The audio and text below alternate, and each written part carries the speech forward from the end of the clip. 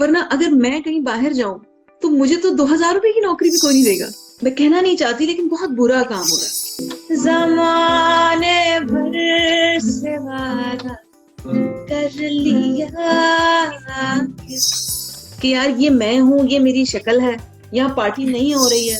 बहुत ज्यादा मैंने बात की है आज, जो कि इतने अरसे से मैंने नहीं की थी। या मुझे लगता है कि वो आर्टिस्ट को इतने पैसे दे देते हैं कि आर्टिस्ट कहता है कि ठीक है मैं बिक जाता हूँ भाई। जब मैं सुनती हूँ तो फिर मुझे खान साहब की 4 कवालियां सुननी पड़ती हैं उस कवाली को बुलाने के लिए। बसल है और फिराकदारी है,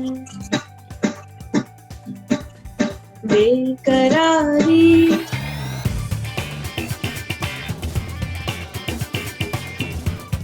मुझे ये बताइए हिमाला सबसे पहले कि हमारे देखने वालों को, सुनने वालों को थोड़ा अपने म्यूजिक के सफर के बारे में बताएं। How it all started. शायद एग्जैक्टली मुझे ना याद हो, लेकिन जैसे बचपन में आप गाने गाते हैं उस वक्त ये पता तो नहीं होता, लेकिन आप कहते हैं बस मैं सिंगर बनूंगा, क्योंकि सिंगर बनेंगे तो गाने गाने को मिलेंगे। तो ये शायद एक होता है शौक। लेकिन मुझे याद है कि मैं 16 साल की थी। उससे पहले स्कूल कॉलेज में जैसे आप गाने वाने गा रहे होते हैं और प्राइज जीत के ला रहे होते हैं, लेकिन मुझे कभी भी प्राइज में दिलचस्पी नहीं होती थी। मुझे ये होता था कि मुझे गाना कर दिया जाएगा, गाने के लिए कितनी मुझे इसकी प्रैक्टिस करनी है, मुझे उसमें बहुत दिलचस्पी थी। शुरू में तो जाहिर सी बात है दूसरे सिंगर्स के गाने हम गाते थे। उसके बाद फिर मैंने 2004 में मैं गई थी अमेरिका, और वहां पर मैंने गाने बनाए थे, पहली दफा रिकॉर्ड किए थे। अच्छा। और कुछ इतना पता भी नहीं था, कुछ चीजें भी समझ नहीं आ रही थी, लेकिन मैंने 2 गाने बनाए और मैं उनको लाई, और वो मैडम के गाने थे जो मैंने कवर गाए थे 2 गाने। ठीक है। वो कुछ करना ऐसा हुआ कि वो रिलीज ही नहीं हो पाए और वो मसला हो गया, हम नहीं कर सके। तो मैं बहुत रोई धोई, मैंने कहा ये मतलब मैंने 2 गाने गाए इतनी मेहनत से, वो चलने चाहिए थे, ये क्या हो गया। तो मेरे अब्बा ने मुझे कहा कि वैसे भी वो तो किसी के गाने थे, तुम अपने गाने बनाओ। तो मैंने कहा मैं अपने, तो मुझे तो पता ही नहीं है गाने कैसे बनते हैं, कैसे कंपोज भी नहीं पता था। तो मैंने कहा, और मैं रोऊं कि मुझे लिखना भी नहीं आता, मुझे तो ये पता है मैं गाना अपना कैसे बनाऊंगी ना, बहुत मैं कंसर्न थी गाने की। तो उसके बाद मेरे कॉलेज का एक फ्रेंड था जो मुझसे कोई 6-7 साल बड़ा था। तो वो अपने कुछ एल्बम बना रहा था, कुछ गाने वाने लिखता था, वो बनाता था, वो कुछ कर चुका था। तो उसने मुझे कहा यार पहले तुम गाना लिखो। तो मैंने अपने भाई को, वो साउथ अफ्रीका में रहते थे उस वक्त, तो मैंने उनको कॉल की, मैंने कहा मुझे तो गाना चाहिए। तो उन्होंने मुझे एक गाना लिख के भेज दिया। अच्छा, अब वो गाना आ गया मेरे पास और अब मैं खुश हूँ कि गाना तो आ गया, अब ये बनेगा कैसे। तो उसके बाद क्योंकि आर्ट्स की स्टूडेंट थी तो मैं कॉलेज में थी, और मुझे मेरे दोस्त ने कहा कि तुम इतने बजे कॉलेज के बाद आ जाना, और मैंने क्लास छोड़ी और मैं उससे मिलने के लिए पहुंच गई, और वो गाना लेके, एक तरफ खत लिखा हुआ था, एक तरफ गाना था। तो वो गाना था, मेरा पहला जो गाना था वो था नैन लड़े। अच्छा। 2010 में वो रिलीज हुआ था। तो वो जब गाना मैंने उसे दिखाया तो उसने कहा यार ये तो बड़ा अच्छा गाना है। तो मैंने कहा ये बनेगा कैसे, मैं इसको कैसे गाऊंगी। तो उसने कहा देखो हो गया, होगा कि नैन लड़े के बड़े, छुप छुप के बड़े। अब ये 2 लाइनें गाई और मुझे बड़ा मजा आया। मैंने कहा यार ये क्या है। तो उसने कहा आगे भी गाओ इसको। तो उसने कहा आगे तुम खुद। अच्छा। तो पता नहीं जब उसने 2 लाइनें गाई कि नैन लड़े छुप के बड़े, छुप छुप के बड़े, जा मेरी गई सैया देख गई रे, जा मेरी गई सैया पकड़े बनिया खड़े। ये कैसे वहां से यहाँ तक मुझसे बन गया, मुझे नहीं पता कि ये कैसे हुआ। तो ये गाना बन गया। उसके बाद फिर मैंने पूरे मोहल्ले को, पूरे घर को, सब दोस्तों के कान खा लिए कि गाना बन गया है। अब गाना प्रोड्यूस किया, फिर जगह जगह स्टूडियोज में गई कि भाई गाना कैसे बनेगा। मैं चाहती थी ऐसे हो जाए, वैसे हो जाए, वैसे हो जाए, लेकिन वो चीजें, वो क्राफ्ट नहीं पता था। लेकिन फिर वो इसी तरह करते करते कुछ वर्कशॉप अमेरिका में ली, क्योंकि मैं जाती रहती थी वहां पे कॉलेज की तरफ से। फिर करते करते होते हवाते वोकल प्रैक्टिस जो मतलब मैं कर सकती थी, क्योंकि मैं एक ऐसी फैमिली से नहीं हूँ जहाँ पर म्यूजिक प्रॉपर सिखाया जाए या हमारे खानदान में म्यूजिक हो। तो ठीक है।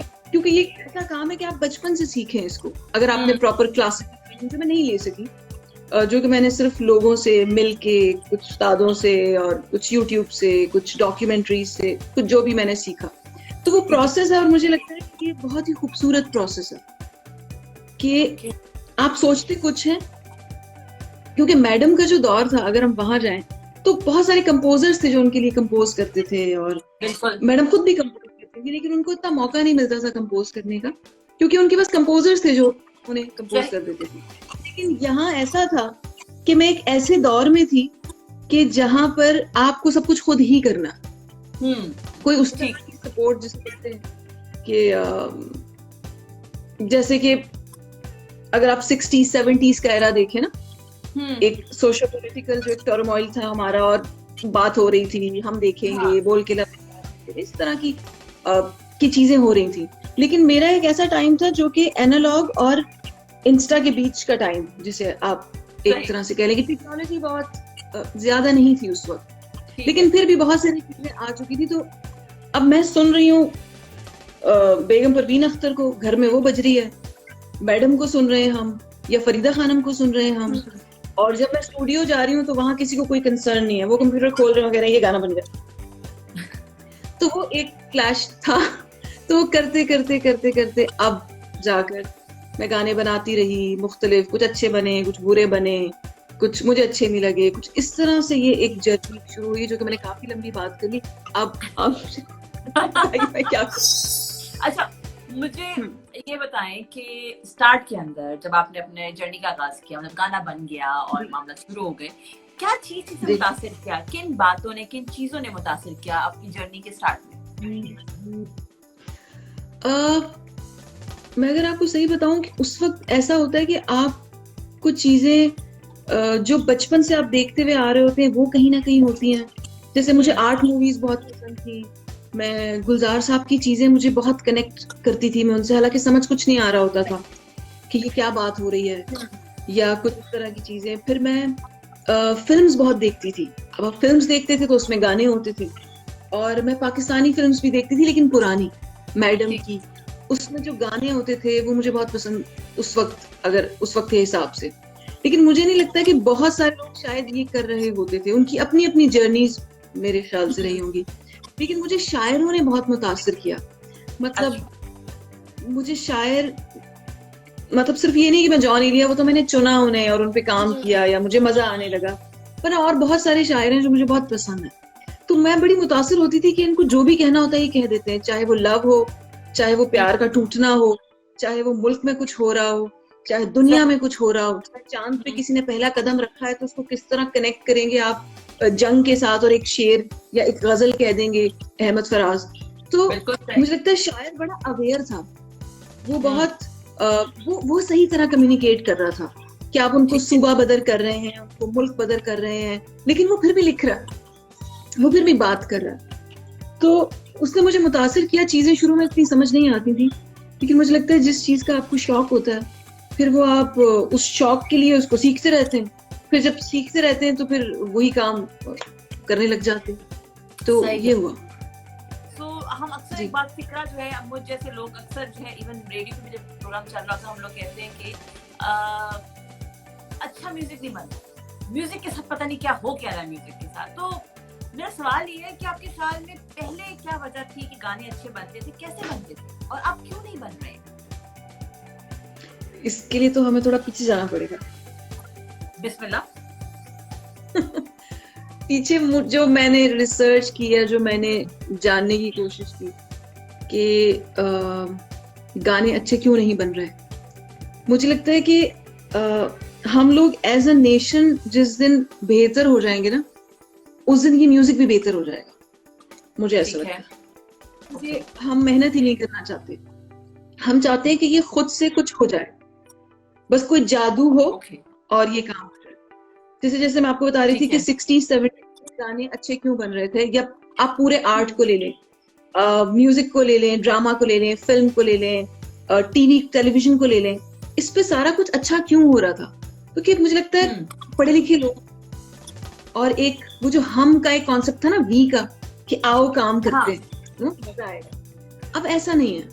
लोग कहते हैं कि यार हमें सब पता है, हम गूगल पे जाएंगे, गूगल पे जाके देखेंगे क्या लिखा है, हाँ ये है, हमें पता है सब कुछ। आप प्रोसेस से नहीं गुजरे, ठीक है, प्रोसेस से गुजरते हैं, उसमें गलतियां करते हैं, उसमें ठीक करते हैं, आप चीजों को जानते हैं। तो वो मुझे लगता है कि जब तक हमारी एज ए नेशन हमारी चीजें ठीक नहीं होंगी, ये माशरा ठीक नहीं होगा, हमारा म्यूजिक ठीक नहीं होगा। सिर्फ हम बैठकर बात करते हैं कि म्यूजिक ठीक नहीं होगा, म्यूजिक ठीक नहीं हो रहा, वो कैसे ठीक होगा? हम सिर्फ या तो हम फंसे रहते हैं 60s गानों में, हम कहते हैं कि यार 60s के गाने सुनो, 70s के गाने क्यों नहीं बन रहे, ये मैडम की तरह क्यों नहीं गा रही, ये नुसरत फतेह की तरह के लेवल का गाना नहीं गा रही। मुझे लगता है सब मैं उनको वैसा ही रहना चाहिए, मतलब मैं मेरी तरह गाना चाहती हूँ जो मैं हूँ। मतलब अगर मुझे बड़े आर्टिस्ट से कंपेयर किया जाए जिन्होंने वाकई बहुत मेहनत की है, तो मुझे लगता है वो उन आर्टिस्ट के साथ ज्यादती है, मेरे साथ तो नहीं है। सही। उनके साथ है कि उनके साथ हमें किसी को किसी से कंपेयर शायद करना ही नहीं चाहिए। और आर्ट और कल्चर अब बहुत खत्म होता जा रहा है, जो मुझे नजर आता है, और जो शायद आपको भी नजर आता होगा कि वो अब है ही नहीं। मतलब हमारे पास वो वसाइल ही नहीं है, कोई अकेडमीज नहीं है, कोई इंडस्ट्री नहीं है, कोई जिसे कहते हैं कि कोई जगह बनी हुई हो जहाँ पे म्यूजिक बकायदा सिखाया जा रहा हो। नो, किसी सिंगर को भी मेरे ख्याल से इंटरेस्ट नहीं है कि चलो मिलके कुछ कर लेते हैं, नहीं। तो जब कुछ भी ऐसा नहीं होगा तो फिर इसी तरह होगा कि बस वो एक जंग में सब लोग ही आ गए अपने भाले और छुरियां और चीजें लेके, तो उसी में छींटों में कुछ काम बड़ा अच्छा भी हो जाता है, कुछ काम छींटों में अच्छा भी आता है। हम सुनते हैं कि हाँ यार ये गाना बड़ा अच्छा है, क्योंकि उसका एक प्रोसेस है। आपको ये तो नहीं पता कि ये कितने टाइम में बना, लेकिन आपके दिल को कहीं लगता है, क्योंकि ये काम मुझे जो लगता है कि बहुत बहुत सच्चाई का काम है और बहुत मजे का काम है। अगर आप इसका प्रेशर ना लें ना अपने ऊपर और इसे करें कि यार इसको करते हैं, इसका मजा लेते हैं, देखते हैं क्या होगा। मतलब एज एन आर्टिस्ट मुझे लगता है कि मेरा काम है कम्युनिकेट करना। आर्ट का काम तो कम्युनिकेशन ही है ना, कि मैं ये बात करना चाहती हूँ, वो बात वहां तक पहुंच रही है कि नहीं, ये चीज है। उस चक्कर में होता ये है कि इतना ज्यादा इस वक्त मैं कहना नहीं चाहती, लेकिन बहुत बुरा काम हो रहा है कि बस कुछ भी बहुत बुरा काम हो रहा है। बिल्कुल, कुछ भी लिख रहे हैं, कुछ भी कर रहे हैं, बस जल्दी से विद इन सेकेंड्स, मतलब आलू की चिप्स की तरह आप बस जल्दी से उस गाने को बना लें। तो वो फिर ऐसी जल्दी से आता है डिस्पोजेबल कप की तरह, और उतना ही टाइम लेता है वो, जितना आप चाय पी के कप को फेंकते हैं ना, वो उतनी देर रहता है। ये मैं इसलिए नहीं कह रही कि मतलब मैं अपनी बात नहीं कर रही इसमें, मैं ओवरऑल एक जो देखती हूँ इर्द गिर्द चीजें, उससे मुझे ये असर होता है कि यार ये बहुत अच्छा हो सकता था। और मुझे तो खैर अभी भी मुझे लोग कहते हैं, मैं कहती हूँ मुझे तो अभी भी उम्मीद है कि अच्छा काम होगा। और बहुत सारे लोग हैं से उम्मीदें बाहर रख। और यस, आपने बिल्कुल ठीक कहा है कि आजकल जो है वो म्यूजिक की शेल्फ लाइफ जो है बहुत मुख्तसर हो गई है। और फैक्ट है कि अगर एक आप मुझे ये बताएं, मैं आपकी बात कर रही हूँ कि अगर हम ये जिस दौर में इस वक्त हम हैं, अगर आज से 20 या 30 साल के बाद इस दौर की चीजें हम देखेंगे तो हमें क्या मिलेगा? हाँ, बस क्या है, हमें बहुत अफसोस मिलेगा। हमें और क्या मिलेगा? हमें ये अफसोस मिलेगा कि अच्छा जी, इस दौर के अंदर सिर्फ सोशल मीडिया था, जिसका भेजा इस्तेमाल हुआ था, जिसमें सिर्फ और सिर्फ हमने न्यूज दिखाई है, लोगों को डराया है कि ये लोग, और लोगों ने कहा कि हम भी बात करेंगे, हमने ये किया। सही। म्यूजिक में ले लें, आप फिल्म में ले लें, अगर आप 20 साल के बाद देखें हमारे पास कौन सी फिल्म है जो हम दिखा सकते हैं किसी को। अगर आप अभी 30 साल पीछे चले जाएं या 40 साल पीछे चले जाएं, आपको बहुत सारी चीजें मिलेंगी बताने के लिए। सही सही। ये देखो, ये गाने हमारे अच्छे, ये हमारा म्यूजिक था, ये हमारा, मतलब पहले सिंधी गाने चलते थे, हम सुनते थे पीटीवी के ऊपर, अब ऐसा कुछ भी नहीं है। बिल्कुल सही, बिल्कुल सही। आपको कहते हैं वो इस वक्त भी जरूरी होना चाहिए। डिफरेंट जो लैंग्वेजेस हैं वो कहाँ जाकर गाए, आप मुझे बताएं।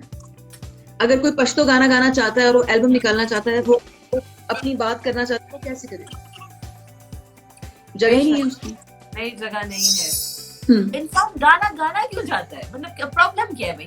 क्या वजह है, क्या वजूहात इनफैक्ट कहना चाहिए कि उसको जो है वो गाने की ख्वाहिश होती है? देखिए गाना जो है वो कहीं ना कहीं आपको मजा तो दे रहा है सबसे पहले। मतलब जैसे कि शायरी, आपको शायरी समझ नहीं आती, बहुत सारे लोगों को अगर शायरी ना भी समझ आए तो मुझे लगता है कि हमारी जो मट्टी है, हमारे खून में है, वो हमारे डीएनए के अंदर है शायरी। बहुत सारे जुमले हमें समझ नहीं आते, लेकिन उस वर्ड का जो एक इतिहास है या मतलब उसकी जो हिस्ट्री है वो हमें लगती है कि यार क्या बात है। सही। फिर आप जाके उसे सर्च करते हैं, फिर आप उसे पढ़ते हैं, क्या शेर है, उसे आप जानने की कोशिश करते हैं। तो इसीलिए मुझे लगता है कि सब लोग गाना गाना चाहते हैं। और दूसरा, सोशल मीडिया ने चीजें बहुत आसान कर दी, ट्यूनर्स आ गए हैं, पता नहीं क्या क्या चीजें कर दी उन्होंने। तो सबको लगता है कि यार अपनी तरफ मुतवज्जा करने का एक यही तरीका है कि या तो मैं गाना गा लूं, या मैं मॉडल बन जाऊं, या मैं एक्टर बन जाऊं, तो मेरी एक लेविश जिंदगी होगी। इस चीज को शायद ये लोग लेके चल रहे हैं, तो सिंगर बनना चाहते हैं। वरना सिंगर बनना मतलब मुझे लगता है कि इतना कोई आसान काम नहीं है। इसके लिए बहुत प्रैक्टिस चाहिए, मतलब हर रोज प्रैक्टिस चाहिए। हर रोज आपको अवेयर होना पड़ता है कि दुनिया में क्या हो रहा है, कि मैं उस बारे में बात करूं। अगर मैं अपनी बात करूं तो एज एन आर्टिस्ट, क्योंकि मैं कंपोजर भी हूँ, प्रोड्यूसर भी हूँ, मैं गाती भी हूँ। लेकिन जो खाली सिंगर जो गाना गा रहा है वो एक अलग है। वो एक दौर था जब सिंगर्स होते थे। अब जो हमारे सिंगर्स हैं वो कहाँ हैं, आप मुझे बताएं। किसी का पार्लर है, किसी की शॉप है, किसी की दुकान है, किसी का मकान है, गाना तो नहीं गा रहे हो। मतलब गाना वो तब गाते हैं जब उनको बुलाया जाता है कि गाना गा। इसके अलावा वो मैं तो गाना बनाती हूँ, जो तो मजा आता है कि हाँ यार मुझे ये महसूस हुई ये चीज। और मेरा मतलब किसी को एजुकेट करना बिल्कुल भी नहीं है, वो मेरा काम ही नहीं है। मुझे लगता है कि आप उस पॉइंट की तरफ इशारा कर दें सिर्फ, और जिसको समझना है 2 लोग, 4 लोग, 500 लोग, वो जो भी उसे समझना चाहते हैं वो समझ लें। मुझे ये चीज तंग कर रही है, मैं तो इसके बारे में बात करूँ अपने आर्ट के जरिए। ये पहले लोग करते थे। क्यों टीना सानी ने बोल के लब आजाद है तेरे गाया? क्योंकि वो चाहती थी कि वो गाए। वो शायर उन तक पहुंचा, वो शायर तक पहुंची। उन्होंने कहा हाँ यार ये बात होनी चाहिए, ये बात हम क्यों ना करें। अभी लोग इश्यूज पे गाने बनाना चाहते हैं, लेकिन उस इश्यूज को लेके कंसर्न नहीं है, सच्चाई नहीं है उसमें। जब वो गाना बनाते हैं औरतों पे या गाना बनाते हैं मुल्क पे, आपको एक प्यार फील ही नहीं होता। क्यों नहीं होता? क्योंकि वो कह रहे हैं यार ये बना लेंगे तो सीन ऑन हो जाएगा। जो मैं सुनती हूँ अपने इर्द गिर्द, मतलब ये क्या है कि सीन ऑन हो जाएगा। या मैं जब किसी को एज एन आर्टिस्ट कभी कहती हूँ कि आओ यार काम करते हैं, किसी को जब भी कोलैबोरेट करते हैं जो हमारा काम है, तो वो कहते हैं इसका सीन क्या है, इसमें पैसे कितने हैं। ओके। आपका इंटरेस्ट ही हट गया वहां से कि गाना क्या है। पहले तो ये होना चाहिए ना कि गाना क्या है। शाबारा, मुझे 10 साल हो गए काम करते हुए, 10-12 साल। मतलब मैं पढ़ रही थी तब से मैं ये इस चक्कर के अंदर हूँ कि यार ये क्या है। लेकिन मैंने आज तक कभी भी किसी से ये नहीं पूछा कि इसके पैसे कितने हैं। आप पूछ सकती हैं किसी से भी। मैं कहती हूँ प्रोजेक्ट क्या है, मतलब किस बारे में बात कर रहे हैं हम क्या नया कर रहे हैं, कैसे होगा, इसमें नया म्यूजिक, आओ उसको बनाते हैं। पैसे तो मुझे लगता है क्योंकि ये आपका जरिया मुआश भी है। अब काम ही मुझे यही आता है। वरना अगर मैं कहीं बाहर जाऊं तो मुझे तो 2000 रुपए की नौकरी भी कोई नहीं देगा। अगर मैं कहीं बैंकर लग जाऊं तो मैं तो पूरा बैंक लोगों को पैसे दे दूंगी। मुझे तो गाना आता है, तो जो मैं गाना बनाती हूँ या जो करती हूँ उसमें मतलब वही करूंगी मैं, मुझे वही सही। तो उसी में आप जब काम करते रहते हैं तो आपको उसमें वो कुछ पैसे भी मिलने शुरू हो जाते हैं और आपकी जिंदगी के सिलसिले जो है वो चलना शुरू हो जाते हैं। तो ये है सारा चक्कर। मेरा सवाल ये है कि जब आप इंडस्ट्री में आते हैं, वो लोग जो कि इंडस्ट्री ज्वाइन करना चाहते हैं या जिन्होंने स्टार्ट किया है, वो क्या अपने माइंड में क्लियर रख कर आए कि क्या देखने को मिलने वाला है, रवैये के हवाले से, काम के हवाले से, अपॉर्चुनिटी के हवाले से? देखिए मैं तो कहती हूँ कि सब कुछ ही माइंड में रखे आए, जैसे आपकी रोजमर्रा की जिंदगी होती है। क्योंकि इस इंडस्ट्री में तो कुछ भी होता है, अब मतलब कुछ भी होता है यहाँ पर, तो वो सबकी अपनी अपनी जर्नी है मेरे ख्याल से। लेकिन ये है कि ये रख के आए कि ईमानदारी रख के आए अपने अंदर और सच्चाई रख के आए अपने अंदर। तो मुझे लगता है कि आज कल नहीं तो परसों या उससे आगे कुछ ना कुछ सिलसिला बन ही जाएगा। लेकिन अगर ये दोनों चीजें आपके पास नहीं है तो आप कुछ भी कर लें, आपका सिलसिला नहीं बन सकता, क्योंकि ना तो आपका प्रोसेस है, ना आप सीखने की कोशिश कर रहे हैं। जैसे आप, मुझे लगता है कि मुझे तो हमेशा से यही बताया गया है कि सीखने के लिए सीखो इसे। ओके। आप सीख रहे हैं कि यार मुझे ना बस ये किसी तरह ये कर लूं, तो जब तक आप उसकी गहराई के अंदर नहीं जाएंगे, आप उसका मजा नहीं लेंगे। जैसे कुछ लोग होते हैं ना, वो किताबें पढ़ते हैं और वो पूरी किताब पढ़ लेते हैं और कहते हैं अब मैं कई जगह जाऊंगा और लोगों को इम्प्रेस करूंगा कि मैंने क्या पढ़ा। सही। तो मुझे लगता है कि किताब को इसलिए पढ़ना चाहिए कि पहले तो आप किताब का मजा लें और अपने आप को आजाद महसूस करें, कि देखें कि यार ये क्या बात हो रही है इसके अंदर, ये तो मुझे पता ही नहीं थी, या ये मुझे पता थी, ऐसा भी होता है। तो आप जब उसका मजा लेते हैं, फिर आहिस्ता आहिस्ता आगे जाके वो आपके अंदर जज्ब होती हैं और फिर कहीं ना कहीं आपके काम में वो चीजें नजर आना शुरू हो जाती है, जो कि आपको भी असल में पता नहीं होता, क्योंकि इतना आप कर नहीं सकते चीजों को। क्योंकि अगर आप आर्ट को इतना प्लान कर देंगे तो वो तो आर्ट ही नहीं रहेगा।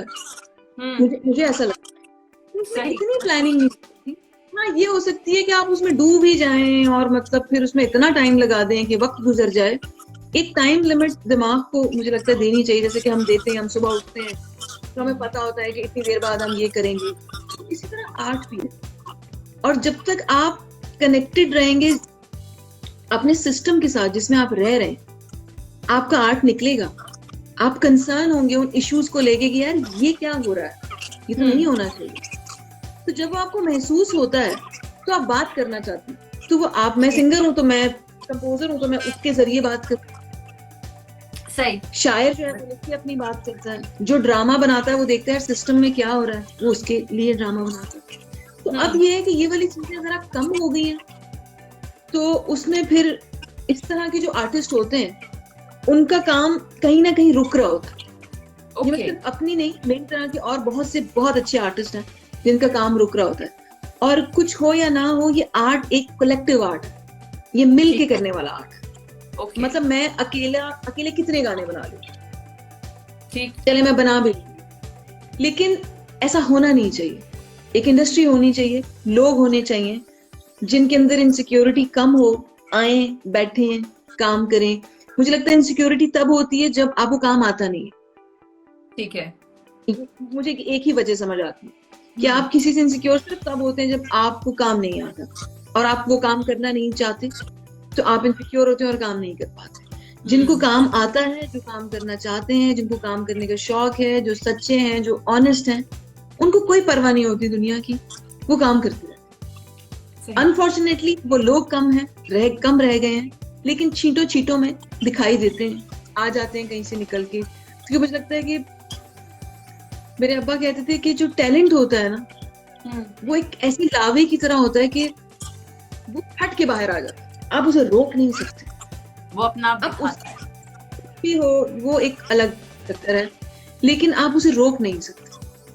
तो या तो लोग इस तरह से दिलेर हो जाएं, कुछ लोग मैं देखती हूँ कि वो बहुत हिम्मत हार जाते हैं, उनको सब कुछ चाहिए कि ये सब कुछ हो तो हम करेंगे काम। वो एटलीस्ट हमारे मुल्कों में नहीं होता, और दूसरे ममालिक में तो होता है, लेकिन हमारे मुल्क में नहीं होता। तो पिछले 70 साल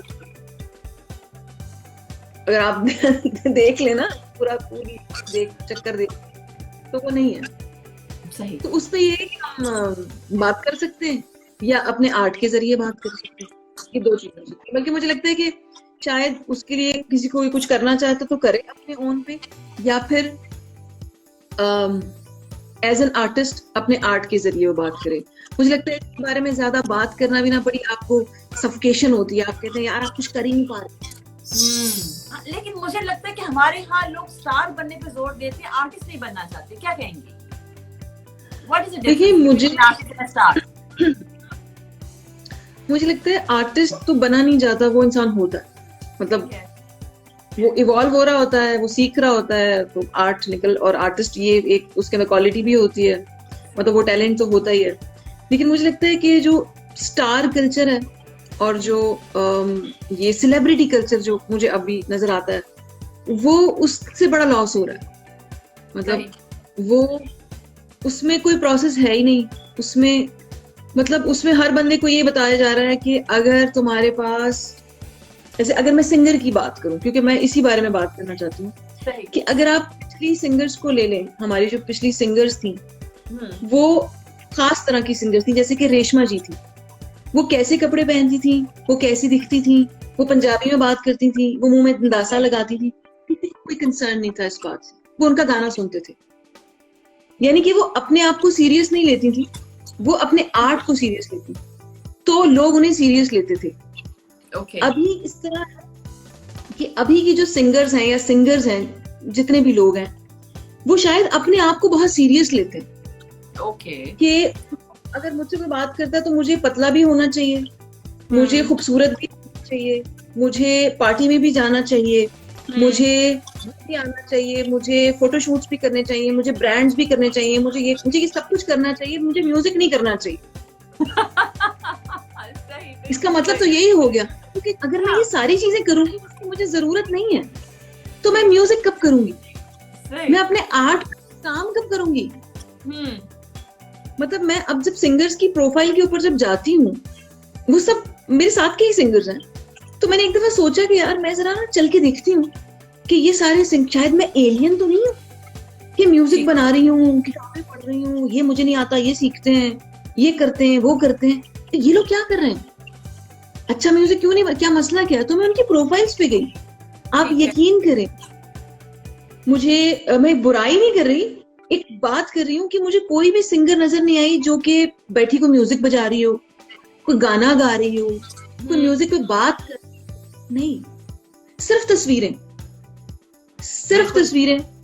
एक तो सबको बहुत शौक हो गया है वेकेशंस पे जाने का, पता सब वेकेशन पे चले जाते हैं, या वो नाश्तों की तस्वीरें लगाते हैं, या वो किसी रेस्टोरेंट की तस्वीरें लगाते हैं, या वो किसी फैशन शूट पे पहुंच जाते हैं।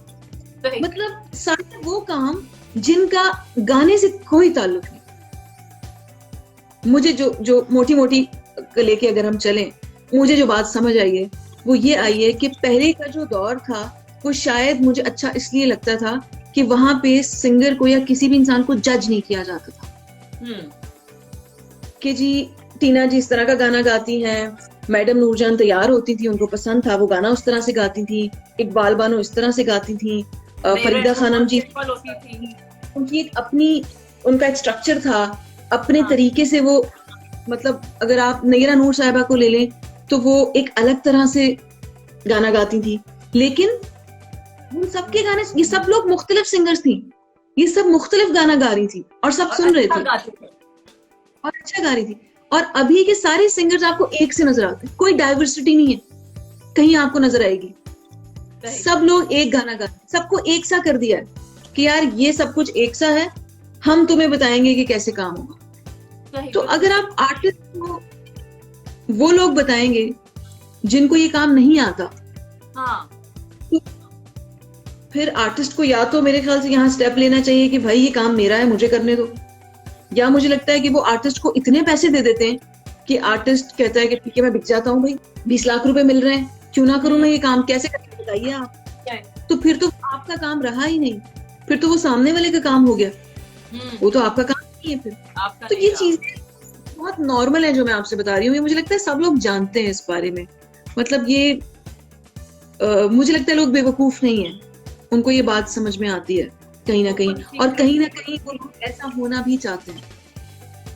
मुझे लगता है कि वो चाहते हैं कि उनको माना जाए, उनको इज्जत दी जाए, चाहे उन्हें कुछ आ रहा है, मतलब उनके पास वो सब कुछ हो जो सबके पास है।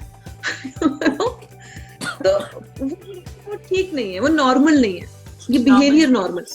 अच्छा जुमाला, इस वक्त जो है हमारे जो दोस्त देख रहे हैं, आपको सुन रहे हैं, उनमें से एक दो ने फरमाइश की कुछ गुनगुना के मुझे बड़ी बात है कि जितने भी लोग हैं ये मुझे सुन रहे हैं, कोई सुनता नहीं है यहाँ पे किसी। बिल्कुल जी, आजकल कौन सुनता है, लेकिन बहरहाल ये रिक्वेस्ट कर रहे हैं, मैसेज आके कुछ गुनगुना के बताइए।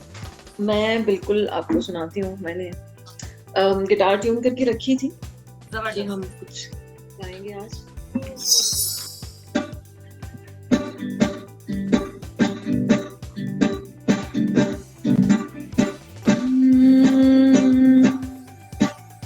बेकरारी बेकरारी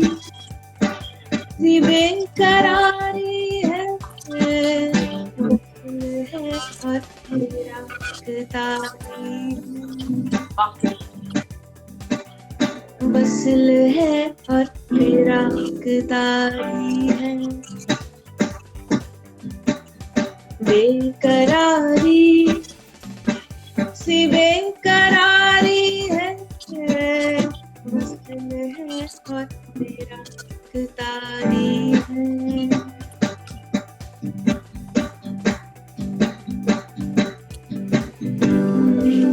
जो गुजारी ना जा सकी हमसे हमने वो जिंदगी गुजारी है बेकरारी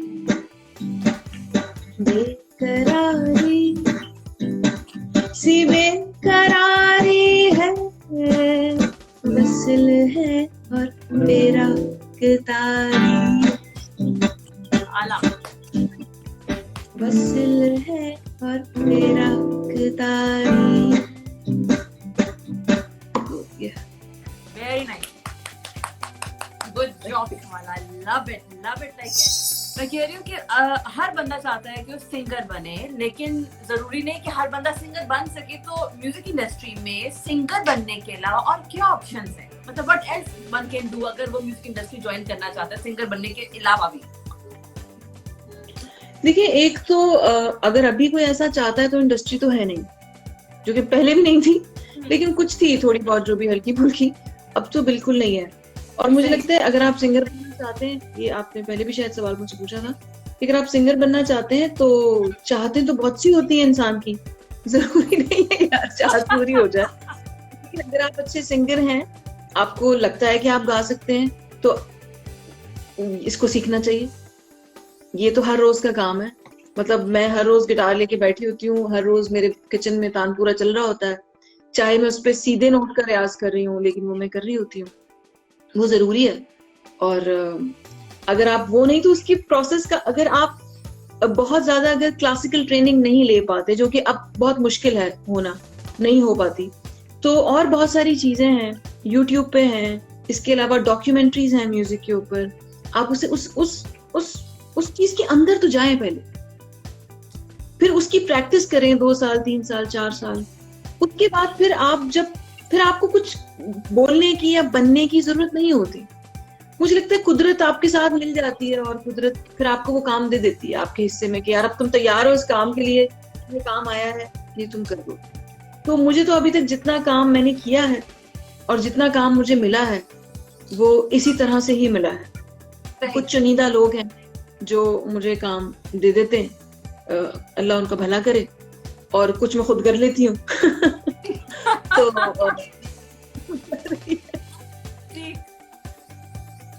ये फीमेल आर्टिस्ट जो है उससे इंडस्ट्री क्या उम्मीद रखती है क्या एक्सपेक्ट करती है देखिए मुझे जो चीजें मैं तो बहुत ऑनेस्ट बात करूंगी अगर किसी को कुछ बुरा लगे उसके लिए पहले से माजरत और मैं कुछ भी नहीं कर सकती मुझे लगता है एक तो इंडस्ट्री है नहीं एक छोटा सा एक सर्कल सा बना हुआ है जिसमें कि काम होता रहता है और सिंगर से मेरे ख्याल से गाने के अलावा बाकी सब कुछ एक्सपेक्ट करते हैं वो ठीक है कि भाई हम जो भी कहें बस गाना होना चाहिए बस वो गा दें कोई से नहीं है सिंगर की जो मुझे नजर आती है कि भाई आप कोई प्रोजेक्ट है या कोई काम है अगर आप साथ में कर रहे हैं तो जाहिर सी बात है उसके बारे में बात होगी बैठेंगे वो डिस्कस होगा वो वैसा एनवायरनमेंट मुझे तो नहीं मिला अभी तक जो मैं सच बताऊं मैं तो खुद ही अपना बनाती जा रही हूँ गाने खुद ही बना रही हूँ कुछ कोलैबोरेशंस में कर रही हूँ और दूसरी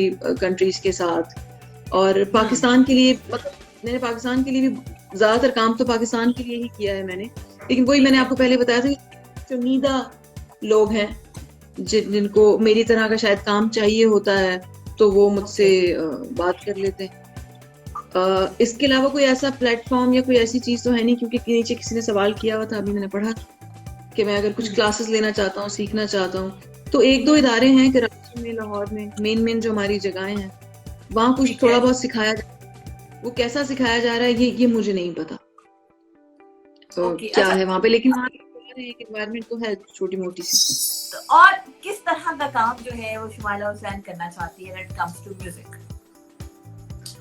देखिए, मैं तो सारा काम वो करना चाहती हूँ जो जो मैं एक्सपीरियंस कर रही हूँ, जो जिस तरह से मैं चीजें जानती जा रही हूँ, जिस तरह से मैं शायर को जानती जा रही हूँ, शायरों को डिफरेंट, तो मैं काम करना चाहती हूँ कि मैं कितना अपनी तरह से उसे देख सकती हूँ उस काम को, तो वो मैं करना चाहती हूँ सारा काम। बस वो काम ऑनेस्ट काम करना चाहती हूँ मैं, चाहे वो मुझे कोई और काम दे या वो मैं खुद करूँ। ज्यादा मैं चाहती हूँ कि मुझे काम दिया जाए, क्योंकि जब आपको कोई काम देता है तो वो उसकी चीज होती है, तो आपको सीखने को बहुत मिलता है। तो आप लर्न आप बहुत ज्यादा करते हैं। जहां तक मेरी अपनी बात है, आप कहीं ना कहीं अपने कंफर्ट जोन में आ ही जाते हैं एज एन आर्टिस्ट, तो आप कहते हैं हाँ यार ये तो चलो मैं कर लेता हूँ, उस तरह से कर लेता हूँ, तो वो शायद कहीं ना कहीं रेपिटेशन भी हो जाती है। अभी तक नहीं हुई है मेरे साथ, लेकिन अगर मैं इसी तरह ज्यादा काम ना कर सकी औरों के साथ, तो ये भी एक डर है ऐसा भी हो सकता है, जो मैं कोशिश भी करती हूँ कि वो मैं ना होने दूं, क्योंकि जैसे ही मैं कुछ बनाती हूँ और वो मुझे लगता है कि यार ये कहीं ना कहीं सुना हुआ है, अच्छा ये तो मेरे गाने से मिल रहा है, मैं फौरन उसे डिस्कार्ड कर देती हूँ, चाहे वो कितना अच्छा लग रहा हो। मुझे लगता है कि यार ये हो चुका है, और एक आपका स्टाइल तो रहता है, जो आपका जाती एक स्टाइल होता है, वो तो झलक नजर आती है हर सिंगर, हर कंपोजर के उस काम के अंदर। लेकिन कोशिश मेरी होती है कि जब बात अलग हो रही है तो फिर वो अंदाज भी अलग हो, कहीं ना कहीं कुछ ना कुछ मुख्तलिफ, मतलब इंटरेस्टिंग हो। मैं काम कभी भी वो नहीं कर सकती कि जिसमें मुझे मजा ना आए, वो मुश्किल ना हो। मतलब मुझे लगता है मेरी ड्राइविंग फोर्स जो है ना शाहपारा, वो कहीं ना कहीं पेन के साथ कनेक्टेड है, कि यार ये काम मुश्किल है, ये नहीं हो पा रहा, ये कैसे होगा। ये नहीं होता कि ये मुश्किल है और मैं कर दूं, दुनिया में कोई नहीं कर रहा, ऐसा नहीं है। ये काम होगा कैसे, उसका प्रोसेस क्या होगा, इसे कैसे करेंगे। अगर वो मुझे ना मिले अपने भी काम में, तो मैं नहीं करती, मतलब मैं ब्रेक ले लेती हूँ। वैसे भी पूछ रहा है कि मैं क्या कर रही हूँ तो अपनी मर्जी से कर लेंगे उसे, कोई इतनी जल्दी नहीं है मुझे किसी भी चीज की। तो अगर वो नहीं है तो मुझे लगता है कि वो बात कभी पहुंच ही नहीं पाएगी। मैं सिर्फ इसलिए गाना बना दूं कि अच्छा जी 2 महीने हो गए मैंने कुछ काम नहीं किया, चलो ये गाना बना देते हैं। आप देखिए वो ऐसे आएगा और ऐसे ही चले जाएगा, ऐसे ही चला जाएगा। बेशक मुझे लगता है काम को जो है वो बहुत प्लान नहीं करना चाहिए, बहुत ज्यादा कि यार मुझे बस ये ऐसे ऐसे करना है, ऐसे नहीं होना चाहिए। मुझे लगता है उस पर पूरी रिसर्च करनी चाहिए, उसका मजा लेना चाहिए और वो उसे कर देना चाहिए और करके भूल जाना चाहिए, ताकि हम अगला काम फिर करें। अच्छा, अंकिता जो है वो मुसलसल हमारे साथ बड़ा अच्छा पार्टिसिपेट कर रही है, हमारे लिस्टर इस वक्त हैं, देख भी रही हैं। वो पूछ रही है कि मीत को भी आप करेंगी कंपोज, मतलब वैसे मैं भी जानना चाहूंगी, जॉन एलिया के अलावा किसी और शायर की पोइट्री के हवाले से जो है वो इरादा है कंपोज करने का? मैं अगर आपको सही बताऊं, सबसे पहले मैंने फैज साहब को कंपोज किया था। मतलब प्रॉपर तो मैं उन्हें नहीं पढ़ सकी, क्योंकि उनकी शायरी में फलसफा बहुत बहुत ज्यादा है। तो क्योंकि अब्बा के दोस्त थे, तो मेरे घर में फैज साहब को बहुत पढ़ा जाता था, और हर बात पे एक शेर आ जाता था फैज साहब का, कहीं ना कहीं से चलता फिरता, तो वो एक कनेक्शन सा था उनके साथ। तो मैंने उनकी चीजें कंपोज की थी, और वो भी मुझे करनी है रिलीज। और इसके अलावा 1-2 और चीजें हैं बड़ी इंटरेस्टिंग, मैं भी रिवील नहीं करना चाहती, जो मैं कर रही हूँ, जो आपको अगले आने वाले 2-3 महीनों में मिलेंगी। वो भी एक एल्बम की सूरत में होगी, एक छोटी ईपी टाइप एक एल्बम होगी। वो एक थोड़ा सा मुख्तलिफ काम है। सही। तो इस तरह की बहुत सारी चीजें हैं जो जिनमें मैं काम कर रही हूँ। अच्छा, मैं कुछ रोज पहले ना एक फिल्म देखी थी, मेरी बड़ी फेवरेट है, मैं बड़ा उसको एंजॉय करती हूँ, और वो हॉलीवुड की फिल्म है म्यूजिक एंड लिरिक्स। अच्छा, उसमें जो है वो बेसिक उसका आइडिया ये है, अगर आपने देखी हुई, आई डोंट नो कि आपने फिल्म देखी कि नहीं देखी, ह्यू ग्रांट की वो फिल्म है और ड्रू बैरिमोर है। तो वो ह्यू ग्रांट बिल्कुल वो एक म्यूजिशियन है, और ड्रू बैरिमोर जो है समझता लिरिसिस्ट है। तो उनके दरमियान की बहस बड़ी प्यार भरी दिखाई है कि ना वो कहते हैं कि म्यूजिक इंपॉर्टेंट है, वो कहती नहीं लिरिक्स इंपॉर्टेंट है। मैं आपसे जानना चाहूंगी, आपके ख्याल में म्यूजिक इंपॉर्टेंट है या लिरिक्स इंपॉर्टेंट होते हैं?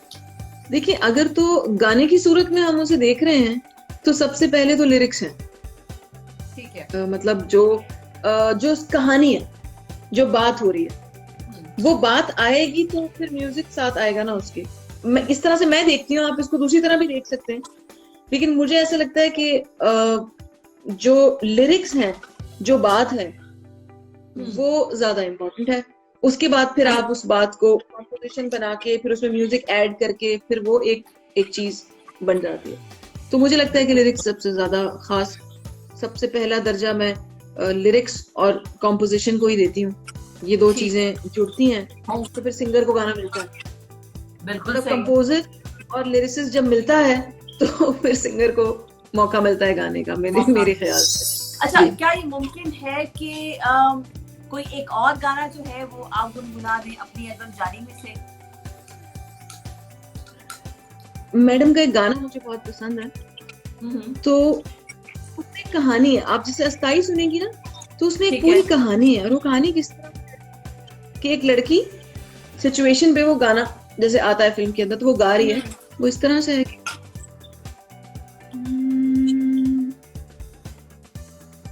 चंद माहिया तेरी राह पे तकनिया, है तेरी राह पे तकनिया, तारे तो पूछ ले चंद को पूछ ले, तारे तो पूछ ले मैं सो नहीं सकनिया, है चंद माहिया तेरी राह पे तकनिया, है तेरी राह पे तकनिया। इस गाने का मेरा तो खैर ये बहुत ही पसंदीदा गाना है। तो मुझे जो उसमें जो मैं मजा लेती हूँ शायरी का, वो ये है कि वो जो उसका माहिया है वो चंद माहिया है, मतलब वो चांद की तरह, ठीक है, कि चंद माहिया तेरी राह पे तकनिया, तारियां तो पूछ ले वे चंद कोलों पूछ ले। मतलब वो कह रही है कि मैं चांद से दिलवा देती हूँ, मैं तारों से गवाही दिलवा देती हूँ कि मैं सो नहीं सकती रात भर, तुम कब आओगे। तो ये एक पूरी कॉन्वर्सेशन है। तो जब आप आज के दौर में वो कॉन्वर्सेशन ही नहीं करेंगे जो कि आज के दौर की कॉन्वर्सेशन है, तो गाना कनेक्ट कैसे होगा? नहीं, मुझे ऐसा लगता है कि मैं अभी भी, मैं अगर कोई, आजकल कवालियां आती हैं बहुत, हर बंदा कवाली करता है, जब मैं कोई कवाली सुनती हूँ तो उसके बाद मैं अपने हस्बैंड को कहती हूँ कि यार ये कवाली तो मैंने सुन ली है, क्योंकि कवाली गाना एक, मतलब वो कवालों का ही काम है और वो बहुत मेहनत है, वो एक अलग काम है बिल्कुल। और मेरी पसंदीदा उस गानों में से एक, म्यूजिक की एक फॉर्म में से एक फॉर्म कवाली मुझे बहुत पसंद है। तो मैं जब कोई बुरी कवाली जो कि हो रही होती है अभी, जब मैं सुनती हूँ तो फिर मुझे खान साहब की 4 कवालियां सुननी पड़ती हैं उस कवाली को भुलाने के लिए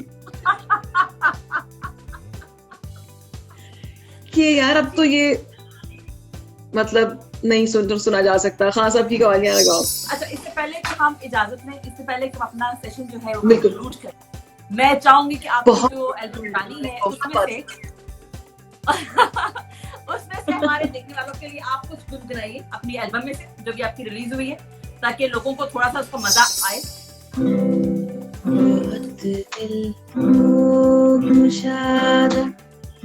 कर लिया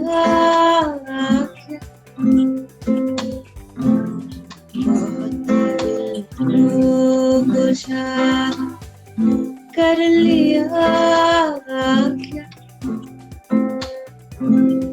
जमाने भर से वादा कर लिया क्या, जमाने भर से वादा कर लिया क्या, बहुत नज़दीक जा रहे,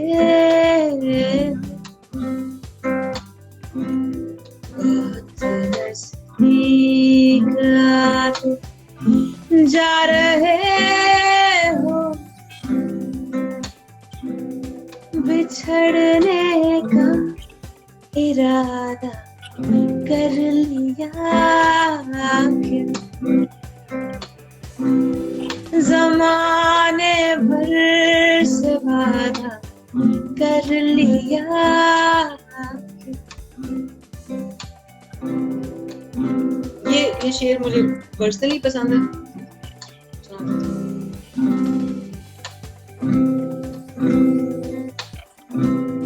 यहाँ के लोग कब जा चुके, यहाँ के लोग कब जा चुके, सफर ज्यादा बता कर लिया क्या, जमाने भर से वादा कर लिया क्या, जमाने भर से वादा कर लिया क्या। वेल डन, अमेजिंग अमेजिंग, जबरदस्त। हमारे सुनने वालों के लिए आखिरी बात क्या कहना चाहेंगी, मतलब फ्लोर इज ऑल योर्स, क्या कहना चाहेंगी जो आपको देख रहे हैं, सुन रहे हैं, शुमाला उनसे क्या बात करना चाहेंगी? देखिए मैं तो यही कहना चाहूंगी कि बड़ी आपकी मेहरबानी है कि आपने मुझे सुना क्योंकि इतना कुछ था मेरे पास कहने के लिए, और चूंकि मैंने ज्यादा ही कह दिया, और अगर कोई मेरी किसी भी बात से हर्ट हुआ है तो उसके लिए माजरत। और मैं उनको बस यही कहना चाहूंगी कि अगर आप गाना गाना चाहते हैं तो गाने को सीखें, और ऑनेस्टी के साथ और सच्चाई के साथ इस काम को करें, क्योंकि इसके अलावा और कोई तरीका नहीं है, ना मुझे समझ आता है और ना मुझे लगता है कि कोई और तरीका है। यही एक वाहिद तरीका है कि जिसके जरिए आप काम कर सकते हैं। आपको कितना आता है कितना नहीं आता है ये एक बिल्कुल अलग गुफ्तगू है। जो भी आपको आता है आप उसको पॉलिश कर सकते हैं और इस क्राफ्ट को और सीख सकते हैं, और वो आपको सीखना चाहिए। जो इस वक्त जो लोग मुझसे अक्सर सवाल करते हैं जो गाना गाना चाहते हैं, तो बस मेरी उनसे सिर्फ और सिर्फ एक छोटी सी रिक्वेस्ट है, वो ये है कि मुझे बस ये मैसेजेस ना भेजा करें कि कवर गाने मैं आपको सुनाऊं। मैं शायद आपको मैंने कवर्स ही गाए हैं, मैं सारे सिंगर्स को मैंने गाया है और वो बहुत अच्छे सिंगर्स हैं, मुझे उनके गाने बेहद पसंद है। कभी जी करता है तो गा भी देती हूँ, लेकिन मुझे उसकी रिक्वेस्ट ना भेजें कि मैं वो गाने गाऊं, क्योंकि मैं पूरी नहीं कर पाती, मुझे अच्छा नहीं लगता। और मैं जो नए सिंगर्स आ रहे हैं जो गाना गा रहे हैं उनको भी मैं यही कहना चाहती हूँ कि आप अपने गाने बनाएं। मैं आपकी हेल्प कर सकती हूँ उसमें, मैं रेडी हूँ बिल्कुल। मैं किसी भी तरह से वक्त निकाल लूंगी, मुझे जो आता है मैं बता सकती हूँ एज ए कंपोजर, लिरिसिस्ट, ये क्या प्रोसेस है। हम इस पे आगे हमने प्लान भी किया, हम इस पे बात भी करेंगे। तो अपने गाने बनाएं, अपने ऊपर यकीन करें कि यार ये मैं हूँ, ये मेरी शक्ल है, यहाँ पार्टी नहीं हो रही है, ये मैं हूँ, और ये मैं कोई और सिंगर नहीं हूँ, मुझे वैसा नहीं बनना है, मुझे मेरे जैसा बनना है। तो इस पे यकीन करें, अपने आप पे यकीन करें, हिम्मत ना हारें। हालात बुरे हैं, मैं समझती हूँ, सब कुछ है, लेकिन दिल लगा के काम करें, क्योंकि बस उसी से आप कहीं पहुंच सकते हैं, वरना और कोई रास्ता नहीं है। तो बस मैं यही कहना चाहती हूँ। बहुत मैंने भाषण दिया है आज, बहुत ज्यादा मैंने बात की है आज, जो कि इतने अरसे से मैंने नहीं की थी। और आपके साथ तो अब बस वो एक काउच वाला सीन हो गया ना, वो आप जो करते हैं अपना शो, तो I am very comfortable with you. मजा आया मुझे, दिल से शुक्रिया। आपने मुझे सुना, मेरे गानों को सुन रहे हैं, और अगर जी करता है तो सुने, जी नहीं करता कोई जबरदस्ती नहीं, ना सुने। मतलब अगर आपको मेरे गाने पसंद आते हैं तो सुने, नहीं लगता तो ना सुने। जो और कोई अच्छा लगता है उसको सुन ले, लेकिन अच्छा म्यूजिक सुने, और अच्छा म्यूजिक है वो। That's a very well said. अच्छा म्यूजिक सुने की जरूरी है, क्योंकि मुझे याद है हम लोग जब स्टूडेंट थे आर्ट्स के, तो गाने का असल ताल्लुक जो है ना वो कान से ही है। तो thank you so much Shumaila, आपका बहुत शुक्रिया, और उन तमाम लोगों का शुक्रिया आई गेस जो हमें देख रहे थे, सुन रहे थे। तो इंशाल्लाह आपसे दोबारा मुलाकात होती है ऐसे खूबसूरत। बहुत बहुत शुक्रिया, अपना बेहद ख्याल रखें। Thank you so much. Thank you so much. Thank you so much. Thank you so okay much. जी, अल्लाह हाफिज।